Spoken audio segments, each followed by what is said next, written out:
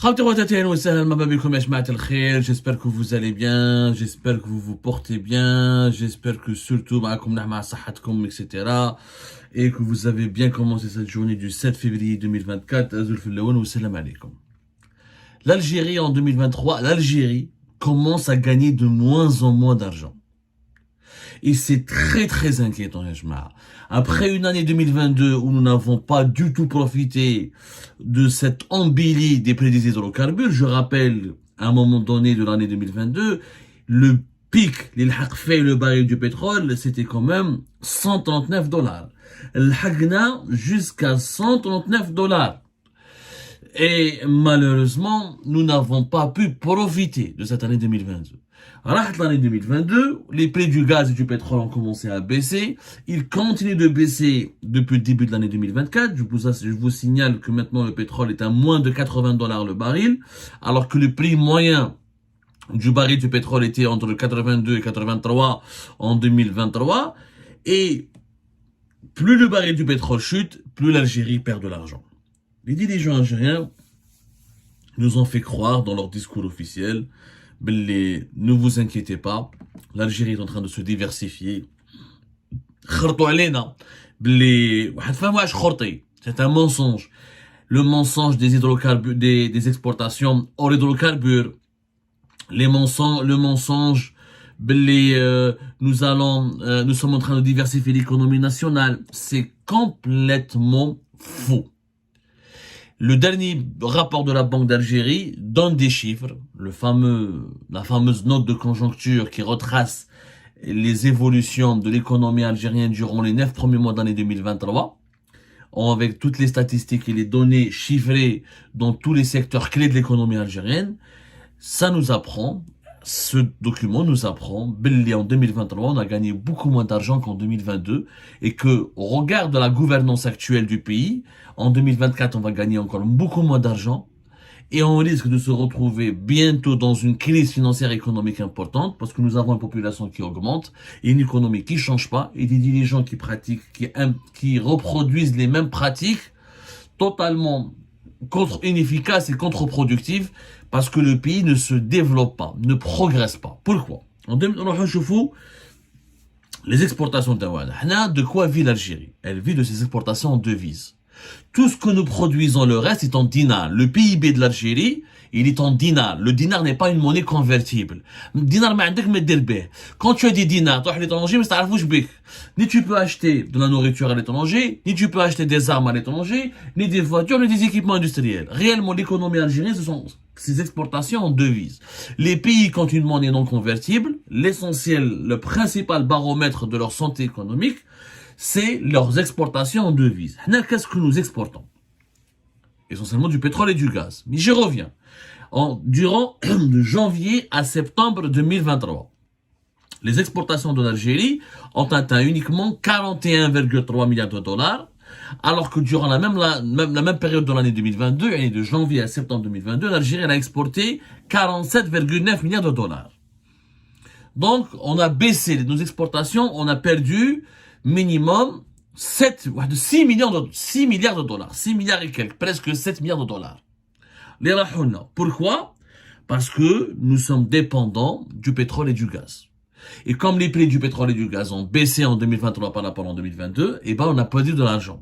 Les exportations d'hydrocarbures ont baissé à 37,4 milliards de dollars, alors qu'entre janvier et septembre 2022, l'Algérie avait exporté 43,4 milliards de dollars.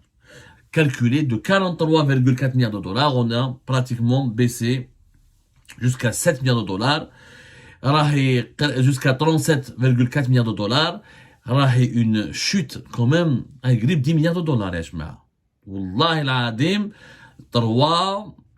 6 milliards, 7 milliards de dollars, voilà, presque 7 milliards de dollars. Pourquoi? Le prix moyen du baril du pétrole en 2022, c'était 108 dollars. Le prix moyen du baril de pétrole en 2023, c'était 83 dollars.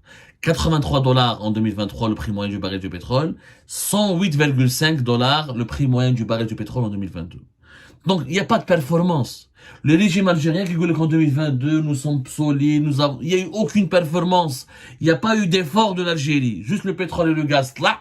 à un pic de 139 jusqu'à 140, pratiquement, le baril. Comme le prix moyen du baril du pétrole durant toute l'année 2022, c'était de 108, ben l'Algérie, elle a gagné beaucoup d'argent. On a gagné presque 60 milliards de dollars et quelques au niveau de nos exportations. هذا العام 2023, plutôt l'année des fêtes, comme le baril du pétrole a baissé, nos revenus ont baissé. Donc il n'y a pas d'effort.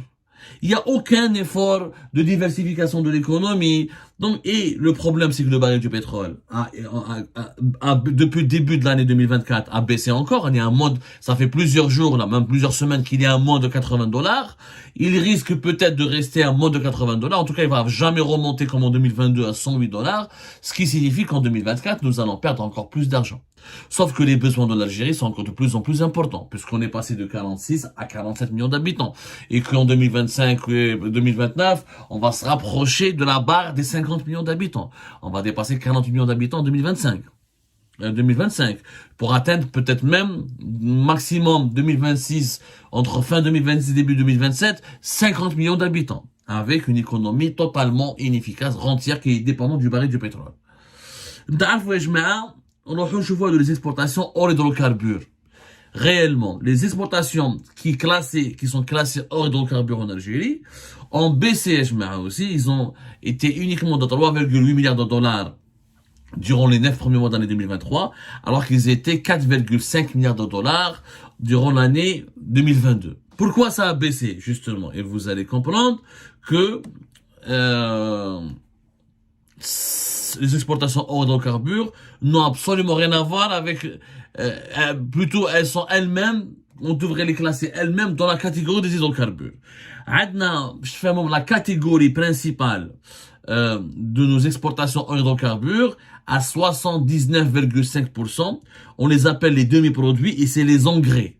Il y a presque 80% de nos exportations, soi-disant hors hydrocarbures, c'est les engrais. Et on a les exportations des engrais en Algérie, il y a une baisse de 771 millions de dollars. On a exporté pour 3,1 milliards de dollars durant les 9 premiers mois de l'année 2023, alors qu'on a exporté pour 3,8 milliards de dollars durant les 9 premiers mois de l'année 2022. Et cette baisse est liée à quoi? C'est 80% du coût de la fabrication des engrais, des fertilisants en Algérie, c'est le gaz naturel. Comme le gaz naturel a beaucoup baissé en 2023 par rapport à 2022, et ben les prix des engrais ont baissé. Donc c'est pour cette raison que nous avons une baisse importante au niveau de nos exportations hors hydrocarbures. Et la peine, c'est à 80%, c'est les engrais. Or les engrais, c'est 80%, c'est du gaz.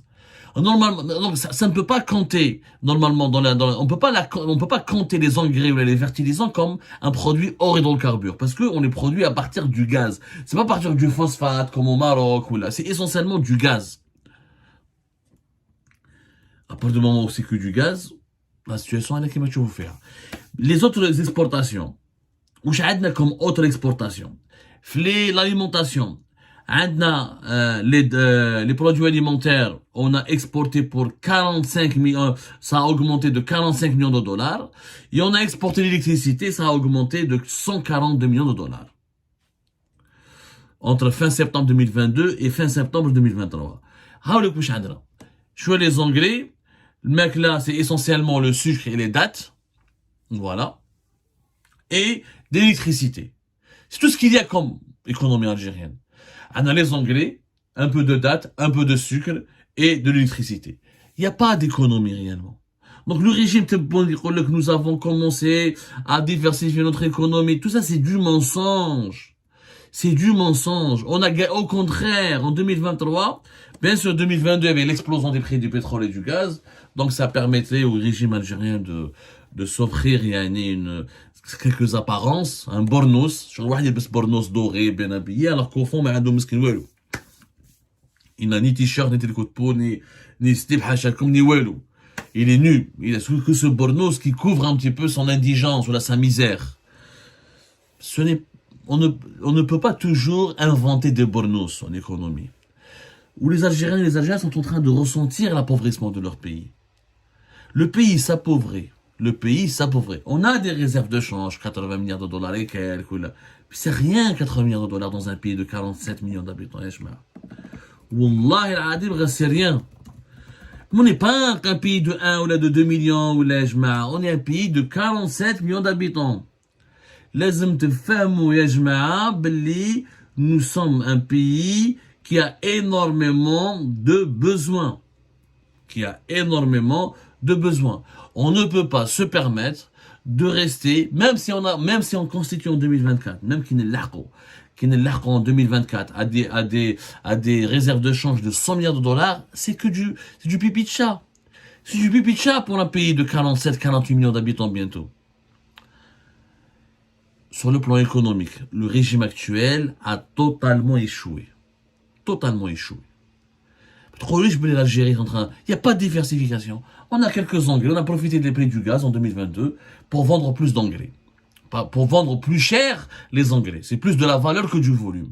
Le reste, il n'y a aucune exportation au hydrocarbures. Un peu de sucre, un peu d'électricité, il y a un peu de date, ni plus, un peu de ciment, un peu de fer, et c'est tout. Une économie exsangue, une économie absente. Et ça doit changer, Yanes. Yanes, ça doit changer. On ne peut pas continuer à laisser le pays s'appauvrir sous nos yeux. En 2024, inévitablement, les prix du pétrole vont baisser et vont jamais remonter comme en 2022. Sauf si l'Iran entre en guerre contre les États-Unis, etc. C'est des accidents et des incidents géopolitiques qui sont rares et exceptionnels et qui, aujourd'hui, le monde d'ailleurs, surtout le monde occidental, le monde qui consomme le pétrole et le gaz, c'est prêt à tirer les leçons du choc énergétique. Et on va vers le choc énergétique 2022. Les pays consommateurs diversifient leurs sources d'approvisionnement, entament des programmes de baisse de leur consommation, comme en Europe on parle entre 2022 et 2023 d'une baisse entre 10 et 15 voire 16% de la consommation des énergies fossiles et les énergies vertes qui se développent. Les énergies vertes, l'hydrogène vert, les énergies renouvelables, et ça va faire baisser la consommation mondiale du pétrole et du gaz. L'Algérie ne veut pas changer. En réalité, nous sommes en train de s'appauvrir parce qu'on ne veut pas changer. On est toujours dans le même modèle, pétrole-gaz. Et on pourra vous donner d'autres chiffres plus tard, d'autres émissions. Sans pétrole et gaz, l'Algérie ne pourra même pas satisfaire, elle ne peut pas satisfaire 60% de ses besoins. 60% de ses besoins dépendent du pétrole et du gaz. Donc voilà le changement. Voilà la diversification de l'économie. Voilà les exportations de l'hydrocarbures. On avait la possibilité de changer en 2019. Comme on avait la possibilité de faire un changement depuis 2014. À chaque fois qu'on rate une opportunité de changement, le pays s'appauvrit. Je dis bien que le pays s'appauvrit. Celui qui vous dira le contraire, et c'est la preuve que le pays s'appauvrit. Alors, je vois comment le PIB de l'Algérie est en train de baisser par rapport aux années précédentes. Alors, je vous les chiffres de la Banque mondiale. Je vous le PIB de l'Algérie. Il y a la création de richesses annuelles dans notre pays.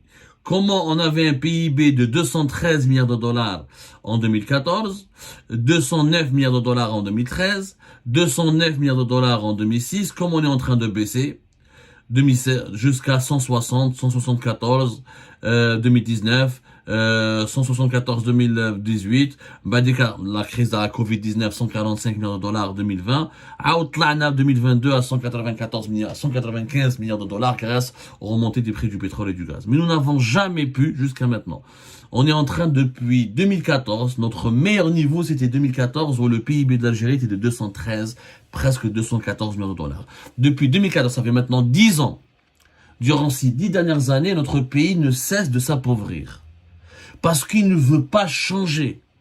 C'est quoi le changement? Changer sa manière de créer, changer son économie. Pour changer son économie, il doit changer sa gouvernance politique. Il doit changer de régime. Il doit changer de dirigeant. Il doit changer de vision. Il doit changer de doctrine. Il doit changer de façon de faire. Mais on ne veut pas. On ne veut pas. Une économie diversifiée a besoin d'un régime politique légitime, compétent, avec des technocrates, avec une vision claire, nette et précise, avec un projet à court terme et à long terme. Et un projet à court terme et à long terme, ça veut dire quoi? Ça veut dire des mesures, des planifications, des stratégies élaborées et qui misent avec des investissements sur des secteurs bien précis, nouvelles technologies, énergie renouvelable, agriculture, tourisme, qui permettront au pays d'engranger des sommes importantes en devises et où la croissance du pays doit toujours prendre en considération la croissance démographique du pays. La croissance économique doit toujours dépasser la croissance démographique du pays. On n'en est pas là en Algérie. Mais on a une vision. Mais on a ce qu'on veut faire de l'Algérie en 2030. Mais ni on veut changer. Toujours la dépendance vis-à-vis du pétrole et du gaz. On n'a pas d'exportation en hydrocarbures. On ne veut pas changer parce que le pays est dirigé avec la même façon, avec la même génération de dirigeants, avec la même classe de dirigeants, avec la même idéologie, avec la même doctrine depuis 2014. Rien n'a changé entre 2014 et 2024, ces 10 dernières années. Le pays s'appauvrit. Il va gagner de moins en moins d'argent. Il est condamné à gagner de moins en moins d'argent alors qu'on aura de plus en plus d'habitants. Et c'est ça le risque majeur pour l'avenir du pays. Il nous faut la nouvelle Algérie. Tant qu'il n'y a pas une nouvelle économie, il n'y a pas de nouvelle Algérie. Pour qu'il y ait une nouvelle économie, il faut qu'il y ait une nouvelle gouvernance. Pour qu'il y ait une nouvelle gouvernance, il faudrait qu'il y ait de nouveaux dirigeants. Pour qu'il y ait de nouveaux dirigeants, il faudrait qu'il y ait une nouvelle organisation de l'État, de ses services, et une autre façon de faire de la politique et d'autres rapports de force entre les différentes institutions qui composent un État ou là entre les différents groupes qui composent un système. Il nous faut un nouveau système politique. On le comprendra. Tant qu'on le comprendra pas, on va se retrouver éternellement dans des crises. Les pays s'enrichissent, on évolue. وربي يجيب الخير.